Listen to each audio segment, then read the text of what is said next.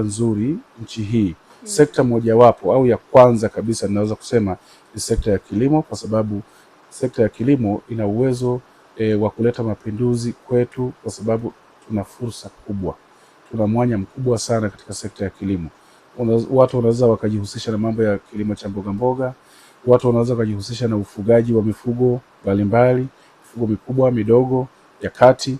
Watu wanaweza kujiingiza kwenye uvuvi usiohitaji hata kwenda kwenye mabwawa au kwenye mito na maziwa makubwa. Hapana, kwa kutumia tu miundombinu ambayo wanaweza kujiwekea kwa kutumia teknolojia za kisasa. Tuna fursa ya kuweza kutumia mashamba haya machache ambayo yameshaanza kuzalishwa kwa kutumia mbinu za kisasa, tukaongeza kiwango cha uzalishaji na vijana wakajipatia nafasi huko, kwa sababu soko la chakula ni pana, linazidi kukua kila leo. Linapozidi kukua kila leo, Tanzania tusikubali kuwa waagizaji wa vyakula nje ya nchi.